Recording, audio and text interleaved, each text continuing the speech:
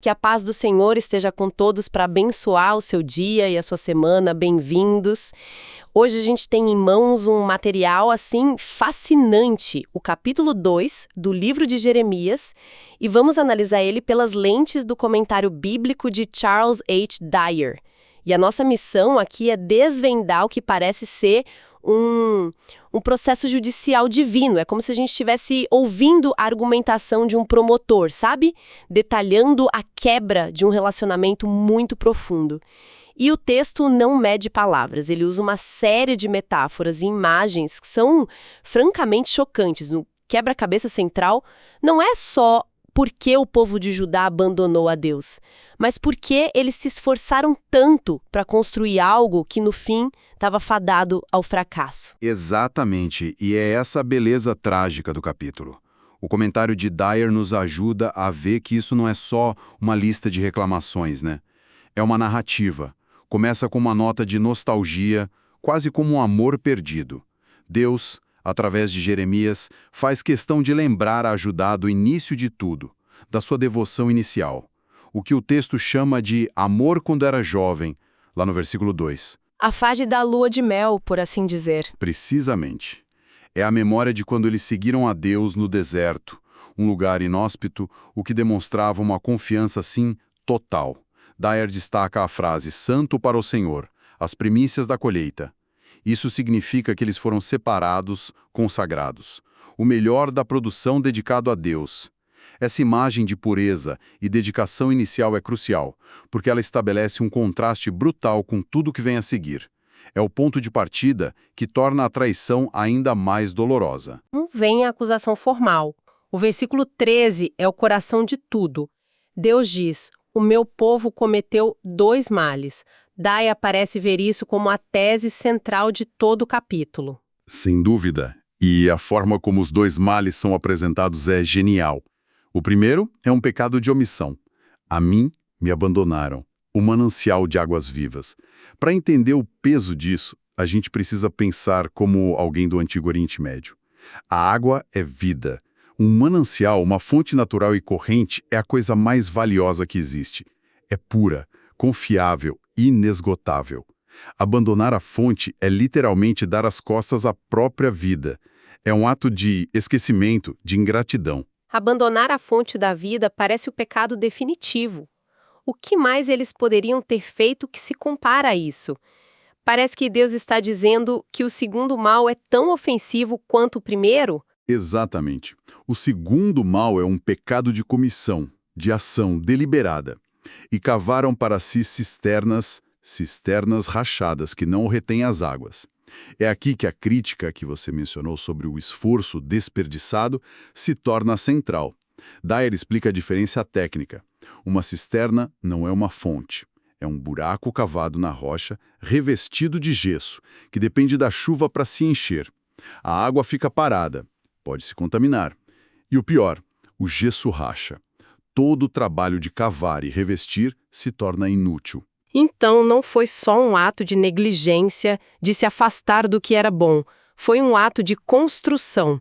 Eles investiram tempo e energia para criar seu próprio sistema, um sistema inferior e defeituoso. Isso é muito mais profundo do que simples rebeldia. É uma declaração de autossuficiência que falha de forma miserável. É a tragédia em sua forma mais pura.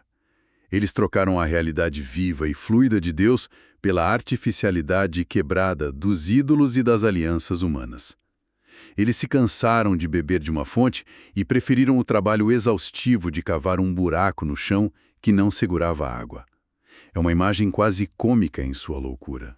Eu estava focada nessa traição do povo em geral, mas o versículo 8 parece levar isso para outro nível. Ele aponta o dedo diretamente para a liderança. Ele está dizendo que os guias espirituais e políticos foram os primeiros a se perder. Isso muda tudo. Muda completamente a dinâmica. A falha era sistêmica, o que a tornava uma doença nacional, não apenas um problema individual. Dyer desmembra isso de forma muito clara. Primeiro, os sacerdotes, que deveriam ser os guardiões e professores da lei de Deus. Eles não perguntaram: onde está o Senhor? Eles cumpriam seus rituais, mas tinham perdido a intimidade, a conexão real com a fonte. Eram técnicos religiosos, não líderes espirituais. E os outros líderes? O texto os chama de pastores. Sim, esses eram os líderes civis, os reis e oficiais. O texto diz que eles se rebelaram contra mim. A liderança política estava em aberta oposição a Deus. E, finalmente, os profetas, que deveriam ser o microfone de Deus, estavam profetizando por Baal, uma das principais divindades cananeias, um deus da fertilidade. Em vez de trazer a palavra de Deus, eles estavam transmitindo a propaganda do inimigo. Quando todas as suas fontes de autoridade religiosa, política e espiritual estão corrompidas, para onde o povo comum poderia se voltar? A nação inteira estava bebendo de cisternas rachadas porque seus líderes as cavaram. Com o relacionamento quebrado e a liderança corrompida, o texto então solta uma série de imagens viscerais para descrever o estado da nação. É como se a acusação inicial agora fosse sustentada por provas vívidas. A primeira, no versículo 20, sobre quebrar o jugo, é sobre quebrar uma promessa, não é? Sim, é uma linguagem de aliança. O jugo era um símbolo de submissão e serviço. Mas no contexto da aliança com Deus, também significava proteção e direção. Ao quebrar o jugo, Judá estava declarando sua independência de Deus. E o que eles fazem com essa liberdade? O texto diz que eles agem como uma prostituta deitando-se debaixo de todas as árvores frondosas. Dyer conecta isso diretamente aos lugares altos, os centros de culto pagão em colinas que frequentemente envolviam rituais de perversão sexual em honra a Baal. Eles trocaram a servidão protetora de Deus pela escravidão degradante da idolatria. Essa metáfora é sobre a ação deles, o que eles fizeram, mas a imagem seguinte, no versículo 21, parece mais fundo para a própria identidade deles, a videira. O que Dyer diz sobre isso? Essa é uma das metáforas mais trágicas. Eu mesmo a plantei como videira excelente. Como, então, você se tornou uma planta degenerada como de videira brava? É uma metáfora sobre potencial e corrupção. Deus está dizendo, eu fiz tudo certo. Eu dei a vocês a melhor origem, o melhor cuidado, o melhor solo. A nação foi plantada para produzir frutos de justiça e retidão. Mas apesar de todo esse cuidado divino, ela se corrompeu por dentro, por escolha própria. Então a culpa não pode ser atribuída a um mau começo ou falta de oportunidade. Deus está eliminando todas as desculpas. A responsabilidade é totalmente deles. Eles não eram uma videira selvagem desde o início. Eles se tornaram uma. Exatamente. É uma acusação de autocorrupção. A nação apodreceu de dentro para fora, transformando seu potencial glorioso em algo inútil e amargo. Se o problema é tão interno, tão fundamental quanto uma videira que se degenerou, seria de se pensar que eles poderiam, pelo menos, limpar suas ações externas, salvar as aparências. Mas o texto parece dizer que até isso é impossível. Certo. Isso nos leva à metáfora da mancha. Sim, no versículo 22. Mesmo que você se lave com salitre e use muito sabão, a mancha da sua iniquidade continua diante de mim. O comentário de Dyer nos dá um detalhe técnico aqui que é crucial. O salitre, uma soda ou lixívia, um álcali mineral, e o sabão, um álcali vegetal, eram os agentes de limpeza mais fortes da época. Era um equivalente ao alvejante industrial de hoje. Exato.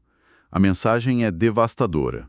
O pecado de Judá não era uma sujeira superficial que pudesse ser lavada. Estava impregnado no tecido da nação uma mancha química que se fundiu com as fibras. Nenhuma purificação externa, nenhum ritual, nenhuma tentativa de reforma superficial poderia removê-la. A culpa era indelével e inegável. Cada imagem fica progressivamente pior. E a próxima é talvez a mais selvagem e chocante de todas. Nos versículos 23 e 24, a nação é comparada a uma jumenta selvagem acostumada ao deserto e que, no ardor do cio, fareja o vento. Essa é uma linguagem incrivelmente crua. É feita para chocar. Dyer a descreve como um retrato da luxúria insaciável e, mais importante, irracional de Judá por deuses estrangeiros. A imagem é de um animal no cio, que não pode ser contido. Ele não pensa, não raciocina, não avalia as consequências. é movido puramente pelo instinto. É um retrato da perda total de controle e razão. Eles não estão mais nem mesmo fazendo escolhas ruins de forma calculada. Estão simplesmente sendo arrastados por um impulso desesperado e sem sentido atrás de seus ídolos. Uma busca frenética que nunca pode satisfazer. Precisamente. E essa busca irracional se manifesta não apenas na religião, mas também na política. Com todo esse caos interno, a forma como eles tentavam se posicionar no cenário mundial era um reflexo direto de sua condição espiritual. Dyer aponta isso como outra consequência desastrosa. Você está falando sobre as alianças com o Egito e a Assíria? Sim. Em vez de confiar em Deus, sua verdadeira fonte de segurança, eles corriam de um lado para o outro, tentando fazer alianças políticas com as superpotências da época. Ora se inclinavam para o Egito, ora para a Assíria. Eram inconstantes e desesperados. Estavam mais uma vez buscando segurança em cisternas rachadas, geopolíticas, e a profecia adverte que o resultado seria apenas vergonha e ruína. As mesmas nações em que confiaram se tornariam um instrumento de sua queda. É a ironia final. E tudo isso, a idolatria, a corrupção da liderança, os jogos políticos, tudo culmina em algo ainda mais sombrio. O clímax da acusação. Dyer aponta para o versículo 34 como ponto de virada final. Sim, porque aqui o pecado deixa de ser apenas espiritual ou político e se torna visivelmente brutal. O texto fala sobre o sangue de pobres e inocentes encontrado nas roupas da nação. A idolatria e a injustiça sempre andam de mãos dadas. E o texto adiciona um detalhe legal crucial. Eles não foram encontrados no ato de roubar. A lei mosaica permitia o uso de força letal contra um ladrão pego em flagrante à noite. Mas essas vítimas não eram criminosas. Judá estava matando inocentes. E mesmo assim, pegos em flagrante, com as mãos literalmente manchadas de sangue, eles dizem no versículo 35, estou inocente. Essa negação, essa é talvez a parte mais condenatória de tudo. A completa cegueira moral. É o selo final no julgamento. A recusa em reconhecer a própria culpa, mesmo diante da evidência mais gritante. Eles se tornaram tão manchados pelo pecado que já não conseguiam mais vê-lo. A videira degenerada se convenceu de que ainda produzia bons frutos. Então, o que tudo isso significa? Ao percorrer o capítulo 2 de Jeremias com o guia de Dyer, o que vemos é um retrato incrivelmente detalhado e trágico. Uma nação que começou como a noiva amada de Deus, mas que abandonou a fonte da vida e não apenas a abandonou, mas trabalhou arduamente para construir substitutos inúteis às cisternas rachadas.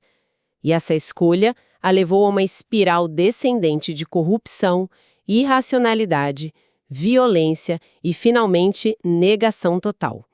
O fascinante aqui, e o que torna este texto tão duradouro, é como essas imagens antigas, água viva, videiras degeneradas, manchas indeléveis, animais selvagens, falam sobre uma verdade humana universal. O comentário de Dyer nos ajuda a decodificar o contexto histórico, mas a aplicação ressoa poderosamente hoje.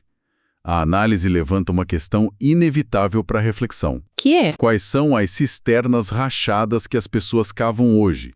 Quais são as coisas em que investimos nosso tempo, nossa energia e nossa identidade que prometem satisfação, segurança e propósito, mas que, no fim, se mostram frágeis, artificiais e fundamentalmente incapazes de reter a água, de saciar a sede mais profunda da alma? Jeremias, através de Dyer, não nos dá apenas um diagnóstico de uma nação antiga. Ele nos entrega um espelho. Que Deus abençoe a todos os ouvintes.